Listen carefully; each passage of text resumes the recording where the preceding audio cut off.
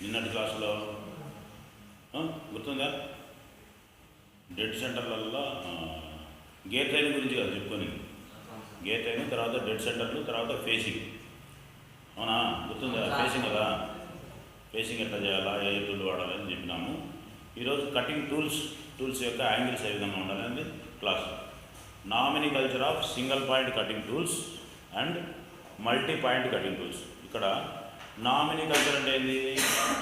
ఒక కత్తి లేకపోతే ఒక టూల్, కటింగ్ టూల్, దానిలోకి ఉండాల్సినటువంటి షేప్స్ అంటే యాంగిల్స్ షార్ప్నింగ్ రావడానికి, అంటే టూల్ బాగా కట్ కావాలంటే షార్ప్గా ఉండాలి. అంటే మామూలుగా మనము మన ఇంట్లో చాకులే చూసింటాం, జస్ట్ ఒక పక్క ఇట్లా రెండు పక్కల వీ షేప్లో యాంగిల్ ఉండి షార్ప్ ఉంటుంది. మామూలు కూరగాయలు కోసుకోవడానికి పనికొస్తుంది. ఆట మాంసాలు కోసుకుని పెద్ద కత్తులు కూడా అట్లే ఉంటాయి, ముచ్చు కత్తులు కూడా అట్లే ఉంటాయి. కానీ మన కాడికి వచ్చేసరికి మన కటింగ్ టూల్స్ వేరే ఉంటాయి. దానికి 6 రకాల కటింగ్ యాంగిల్స్ ఇవ్వాలి, అప్పుడే ఆ టూల్ అనేది కరెక్ట్గా మనకు పనిచేస్తుంది. సో అట్లా ఆ యాంగిల్స్ ఏ విధంగా ఉంటాయి, ఏ విధంగా పనిచేస్తాయి, ఆ యాంగిల్స్ ఎందుకు ఉంటాయి, వాటి గురించి ఇప్పుడు మనం తెలుసుకుందాం. Nomenclature of single point and multi point. Single point అంటే ఒక్కటే పాయింట్ ఉండేది, సింగిల్ పాయింట్ అంటే ఒకటే కటింగ్ ఎడ్జ్ ఉండేటువంటి. మల్టీ పాయింట్ అంటే 2 అంతకంటే ఎక్కువ, 2 కటింగ్ ఎడ్జ్లు అంతకంటే ఎక్కువ కటింగ్ ఎడ్జ్లు ఉండేటువంటి టూల్స్, వాటి గురించి నేర్చుకున్నాం. Lathe cutting tools are divided into 2 groups. ఈ లేత్ కటింగ్ టూల్స్ అనేవి 2 రకాలుగా ఉంటాయి. నేను ఏడాదికుంటే వస్తుంది లైటింగ్ సార్, ఇంకా రావచ్చా? సరే. సో ఇక్కడ మనకు లేత్ టూల్స్ అనేటివి 2 రకాలుగా ఉన్నాయి. లేత్ టూల్స్ 2 రకాలుగా ఉంటాయి. ఒకటి వచ్చేసి సింగిల్ పాయింట్ కటింగ్ టూల్స్, రెండోది వచ్చేసి multi point cutting tool. Single point అంటే ఒకటే పాయింట్ ఉన్నటువంటి కటింగ్ టూల్. మల్టీ పాయింట్ అంటే 2 కంటే ఎక్కువ, 1 కాదు 2 కంటే ఎక్కువ, 3 కానీ 4 కానీ, అంటే 2, 3, 4, 5, 6, 7 అట్లా ఎన్ని కటింగ్ పాయింట్స్ ఉన్నా కూడా వాటిని మల్టీ పాయింట్ అంటారు. సో అట్లా 2 రకాలుగా ఉంటాయి. ఫస్ట్ మనం సింగిల్ పాయింట్ కటింగ్ టూల్ నామినికల్చర్ చూస్తాం. సింగిల్ పాయింట్ కటింగ్ టూల్ యొక్క నామినికల్చర్ ఏ విధంగా ఉంటుందో చూస్తాం. The tool acts like a wedge during turning. Wedge అంటే ఏంటి? ఒక అంచు బాగా మన చెక్కను కట్ చేసేవాళ్ళు, చెక్క పని చేసేవాళ్ళు దగ్గర చిజిల్స్ ఉంటాయి కదా, ఏమంటారు వాటిని? చిజిల్స్ను, వాళ్ళు వాడేటువంటి చిజిల్స్ను కాదు, అవి కూడా చిజిల్సే, కాకపోతే వాళ్ళు వాడే పేరు వచ్చేసి ఇంకోటి ఏదో చిజిల్స్, ఉల్లి, తెలుగులో ఉల్లి అంటారు, ఇంగ్లీష్లో ఇంకో పేరు. సరే,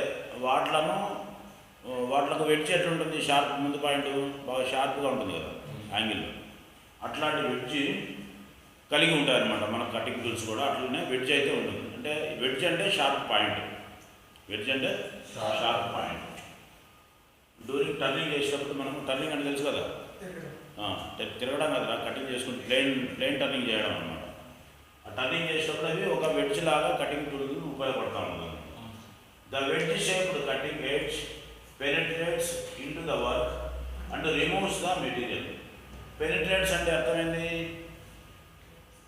చొచ్చుకొని పోవడం. పెనిట్రేటింగ్ అంటే చొచ్చుకొని పోవడం. ఏమంటున్నాడు ఇక్కడ? The wedge shape cutting edge penetrates into the work. అంటే మనం వర్క్లోకి కటింగ్ టూల్ను చొచ్చుకోవనిస్తాం, అంటే కట్టు పెడతాం అనమాట.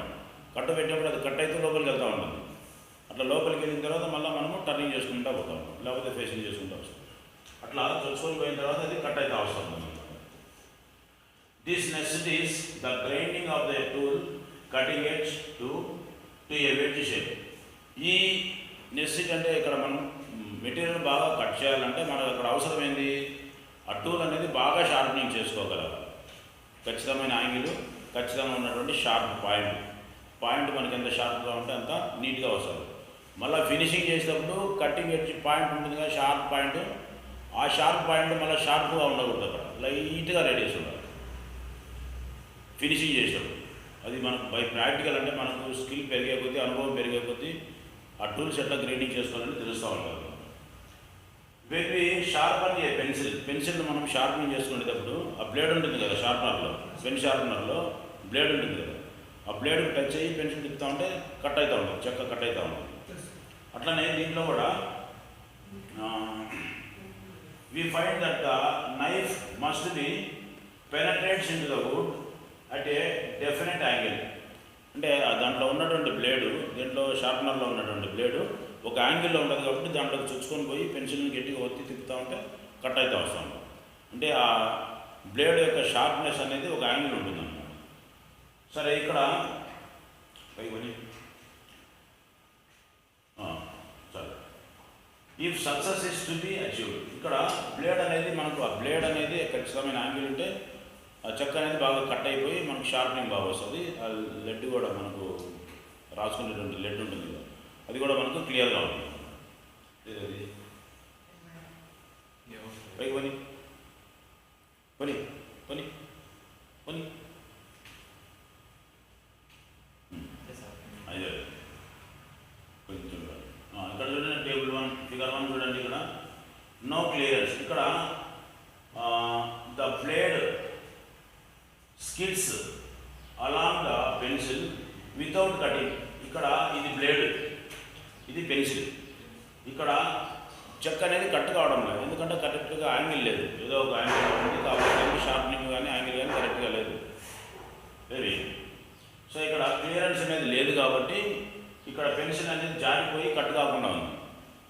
ఇక్కడ ఏమంటున్నాడు, ద బ్లేడ్ స్కిడ్స్ అంటే జారిపోవడం, స్కిడ్ అంటారా, అట్లా స్కిడ్ అవుతా ఉంది అన్నమాట. ఇక్కడ వచ్చేసి clearance, the blade bites into the pencil and cuts. Bites అంటే కొరకడం, డాగ్ బైట్, స్నేక్ బైట్ అంటారు కదా, పాము కాటు, కుక్క కాటు, అట్లా బైట్ అంటే కదా. మీరు ఈ రాసి పెట్టుకుంటే మీకు ఈ ఇంగ్లీష్ తొందరగా నేర్చుకొని బాగా ఈజీగా మాట్లాడగలుగుతారు. రాసుకోమని మొదటి నుంచి ఫస్ట్ ఇయర్ నుంచి చెప్తానే ఉన్నాను, మీరు జాయిన్ అయినప్పటి నుంచి రాసుకోమని చెప్తానే ఉన్నాను, మీరు రాసుకోవాలి. సో ఇక్కడ నేను చెప్పే ప్రతి పదానికి అర్థం రాసుకొని పెట్టుకున్నారంటే మీరు ఈజీగా నేర్చుకోవచ్చు అనమాట ఇంగ్లీష్. సో ఇక్కడ the blade bites into the pencil and cuts. ఇక్కడ బ్లేడ్ అనేది చెక్కను కొరకడం వల్ల లేకపోతే కట్ చేయడం వల్ల పెన్సిల్ అనేది ఈజీగా షార్పింగ్ అవుతా ఉంది. ఇక్కడ షేవింగ్ అంటే ఇక్కడ చెక్క కట్ అయ్యి పైకి వస్తూ ఉంది, దాన్ని షేవింగ్ అంటారు.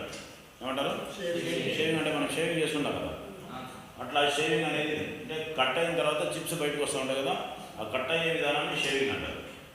ఇది బ్లేడ్ ఒక యాంగిల్లో ఉంది, ఇక్కడ క్లియరెన్స్ యాంగిల్ ఉంది, బ్లేడ్ యొక్క క్లియరెన్స్ యాంగిల్. ఇక్కడేమో పెన్సిల్ కానుకొని బ్లేడ్ ఉంది, ఇక్కడ క్లియరెన్స్ యాంగిల్ ఇచ్చిన తర్వాత బ్లేడ్ ఉంది. అర్థమైందా? ఇక్కడ క్లియరెన్స్ లేదు, ఇక్కడ క్లియరెన్స్ ఉంది. సో ఈ క్లియరెన్స్ ఉండడం వల్ల పెన్సిల్ అనేది ఈజీగా లోపలికి వెళ్ళి కట్ అవుతూ ఉంటుంది అన్నమాట. అర్థమైందా? పైకి పోయింది కొద్దిగా, మరి పైకి పోయింది. ఇది ఇది if in the place of wooden pencil బదులు a piece of soft metals such as brass is cut, it will be found that the cutting edge of the blade soon becomes blunt. ఒకవేళ మనము ఆ షార్ప్నర్లో pencil కాకుండా ఇక్కడ ఏం పెట్టి అన్నాడు, soft metal like brass అంటే ఇత్తడి కానీ కాపర్ కానీ ఏదైనా పెట్టామనుకోండి, పెన్సిల్కి బదులు పెన్సిల్ లాంటి ఒక రాడును, ఇత్తడి రాడును కానీ కాపర్ రాడు కానీ అల్యూమినియం రాడును కానీ పెట్టి తిప్పినప్పుడు అది కట్ కాదు. ఎందుకు కట్ కాదు? It will be found that the cutting edge of the blade soon becomes blunt. Blunt అంటే ముద్దుపోవడం, అరిగిపోవడం. కటింగ్ ఎడ్జ్ అనేది ముద్దుపోతుంది అన్నమాట. ఎందుకు? అక్కడ ఫస్ట్ పెన్సిల్కి ఉండేది వుడ్, కానీ ఇక్కడ మనం ఏం పెడుతున్నాము, సాఫ్ట్ మెటల్స్, కాబట్టి అది కట్ కాదు. ఎందుకు కట్ కాదంటే for the blade to cut the brass successfully the cutting edge must be ground to A less angles, less acute angles, అంటే తక్కువ యాంగిల్స్లలో ఈ బ్లేడ్ ఉండేదాన్ని షార్పనింగ్ చేసుకోవాలి. ఇప్పుడు వుడ్ కాబట్టి ఎక్కువ షార్పనింగ్ ఉంది, బ్లేడ్ యాంగిల్ ఎక్కువ ఉంది కాబట్టి ఈజీగా చక్కగా కట్ అవుతుంది. కానీ అదే షార్పనింగ్ ఎక్కువ ఉంటే కనుక ఆ బ్లేడ్ అనేది ఎక్కువ పలసబడి షార్పనింగ్ వస్తూ ఉంటుంది. మొత్తం అర్థం చేసుకోండి బాగా. ఎక్కువ యాంగిల్ ఉండడం వల్ల బ్లేడ్ పలసబడి, అర్థమవుతుంది కదా, యాంగిల్ ఎక్కువ ఉందంటే పలసపడుతుంది కదా, అట్లా పలసపడినప్పుడు చెక్క కాబట్టి తిరుగుతా కట్ అయితే వస్తుంది. అదే సాఫ్ట్ మెటల్ పెట్టినప్పుడు అది పలస ఉంది కాబట్టి ఈజీగా ఎరిగిపోతుంది. అర్థమైందా పాయింట్? అందుకని చెప్పేసి ఇక్కడ మనము ఆ అక్యూట్ యాంగిల్ అనేది కొద్దిగా తగ్గించుకోవాలి. అప్పుడు మనకు సాఫ్ట్ మెటల్ కూడా ఆ బ్లేడ్లో కట్ అవుతుంది. సో అందుకని చెప్పేసి the angle shown in figure 1 is called as clearance angle and that shows in figure 2 is a wedge angle. ఇక్కడ ఫస్ట్ ఫిగర్ ఇక్కడ మీరు చూసినారు కదా, ఫస్ట్ ఫిగర్ ఇది వచ్చేసి మనకు క్లియరెన్స్ యాంగిల్ ఇక్కడ ఉంది.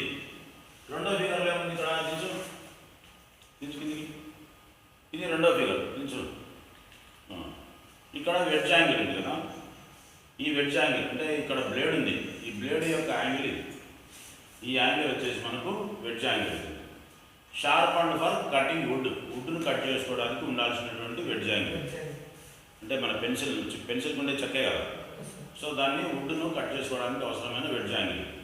ఇక్కడ ఏమంటున్నాడు, వెడ్జ్ యాంగిల్ ఎక్కువైంది ఇక్కడ. షార్ప్ అండ్ ఫర్ కటింగ్ మెటల్ను కట్ చేసుకోవడానికి యాంగిల్ ఎక్కువ ఇచ్చినారు. అర్థమైందా? సో అది అక్కడ మనకు తేడా కొంచెం పైకి ఉంది. ఇక్కడ మూడో ఫిగర్ కూడా చూద్దాం. మూడో ఫిగర్ ఎక్స్ప్లెయిన్ చేసుకుంటాం. ఇక్కడ అయిపోయిందే. తర్వాత angles ground on a lathe cutting tools. లేత్లో ఉపయోగించేటువంటి కటింగ్ టూల్స్ యొక్క యాంగిల్స్ ఏ విధంగా ఉండాలా? Angles ground on a lathe cutting tool. Lathe cutting టూల్లో కటింగ్ టూల్స్ వాటి యొక్క యాంగిల్స్ ఏ విధంగా ఉంటాయో చెప్తున్నాడు. All the angles given below may not be located or found in every tool. ఇక్కడ అర్థం చేసుకోండి. ఇక్కడ ఏమన్నాడు, all the angles given below, ఇక్కడ ఇచ్చినటువంటి యాంగిల్స్ ఏవైతే ఉన్నాయో ఇవన్నీ అన్ని రకాల టూల్స్కి ఇవే యాంగిల్స్ ఉంటాయని అనుకో. అర్థమవుతుందా? The angles given below may not be located or found in every tool. అన్ని రకాల టూల్లకు ఇలాంటి యాంగిల్స్ ఉంటాయని అనుకో. As an example a roughing tool is చూసాం. ముందుగా రఫింగ్ టూల్ అనేది ఉపయోగించుకోవాలి. తర్వాత the angles and clearances ground on this tool are, ఈ టూళ్ళల్లో మనం ఉపయోగించే టూళ్ళల్లో ఏమేమి యాంగిల్స్ ఉంటాయంటే అప్రోచ్ యాంగిల్, తర్వాత ట్రైల్ యాంగిల్, తర్వాత టాప్ రేక్ యాంగిల్, తర్వాత side rake angle, front clearance angle, side clearance angle. ఇవి మెయిన్గా ఉన్నటువంటి. సరే ఇక్కడ ఫిగర్లో చూద్దాం ఏంటంటే ఫస్ట్ వచ్చేసి పైకి పోయి కొని అప్రోచ్ యాంగిల్ ఫస్ట్. ఇక్కడ ఏమన్నా అప్రోచ్ యాంగిల్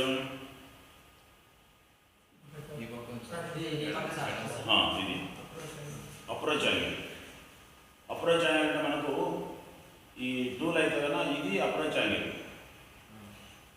ఇక్కడ ఈ ఆర్ఎంఆర్ చూపిస్తున్నాడు కదా, ఇది దేన్ని చూపిస్తుంది అంటే దీన్ని చూపిస్తూ ఉంది. ఈ యాంగిల్ రఫ్ టూల్ యొక్క యాంగిల్ ఇది అప్రోచ్ టూల్, అప్రోచ్ యాంగిల్ అంటే ఇది నెంబర్ 1. బాగా గుర్తుపెట్టుకోవాలి యాంగిల్స్ పైకి. రెండోది వచ్చేసి ట్రైల్ యాంగిల్. రెండోది వచ్చేసి ట్రైల్ యాంగిల్. ఇది ఎక్కడ కనపడుతుంది మనకు? అది ఎక్కడ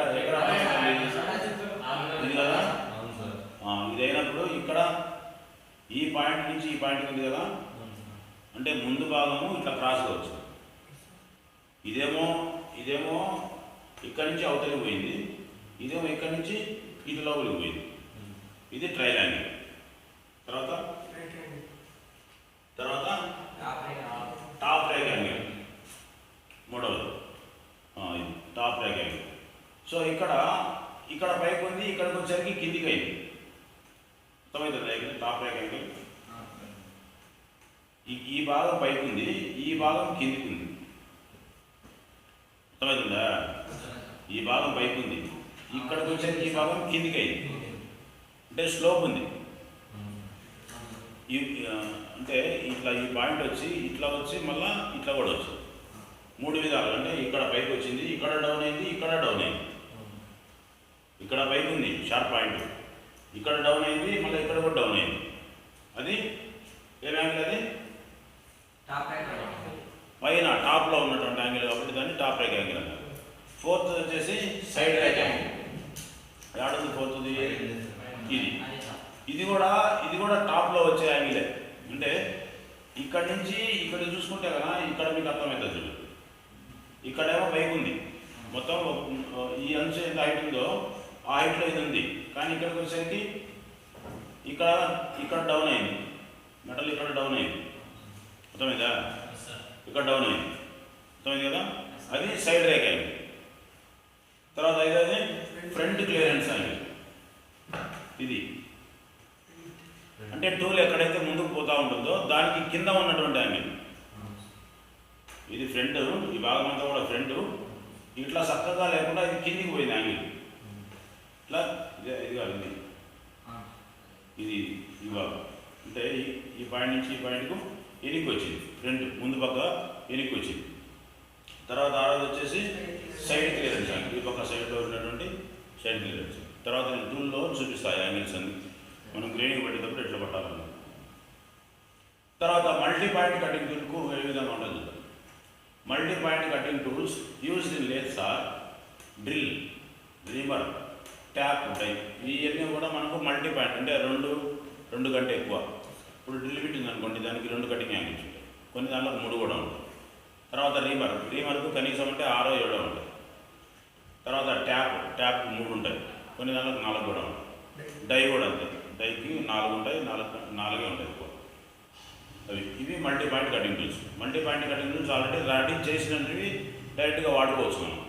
కానీ సింగిల్ పాయింట్ కటింగ్ టూల్స్ అని మనం గ్రైండింగ్ పట్టు తయారు చేసుకోవాలి. తర్వాత హ్యాండ్ చైజర్స్ అండ్ దేర్ యూజెస్. ఈ క్లాస్ మనకు అవసరం లేదు. ఈ హ్యాండ్ చైజర్స్ మనం అంత దూరం మేము అంత డెప్త్గా వెళ్ళిపోము. ఒకవేళ మీరు ఎక్కడైనా కంపెనీలో జాయిన్ అయినప్పుడు మీకు ఏదైనా థ్రెడ్ కటింగ్ వచ్చినప్పుడు వాళ్ళు ఇస్తే కన్నా దాన్ని ఏమిటో డ్రిల్లింగ్ ఏ విధంగా చేస్తారో ఆ విధంగా చేస్తా అన్నాడు. ఆ చేజర్ తెలుసార్లు పెట్టి అట్లా అని ఇట్లా అంటే థ్రెడ్ కటింగ్ పడి వెనక్కి వచ్చేస్తూ ఉంటుంది. పైకి కొని అది చేజర్స్ కొని, ఇది కూడా చేజర్స్ కొని. ఇది వచ్చేసి tool selection based on different requirements. అంటే మనం తయారు చేసేటువంటి మెటీరియల్ ఏదైతే ఉందో దాన్ని బట్టి ఎలాంటి టూల్ ఎన్నుకోవాలా అనేది ఇది చెప్పుకున్నాం తర్వాత. సో ఇప్పుడు దాకా ఇది బాగా అర్థమైంది కదా ముందు చెప్పుకున్న టూల్ యాంగిల్స్ అన్ని. సో ఒకవేళ అర్థం కాకపోతే మళ్ళీ 2 సార్లు వినండి, మీ ఫ్రెండ్స్కి అంతా కూడా సబ్స్క్రైబ్ చేసుకొని చెప్పండి. Okay, thank you.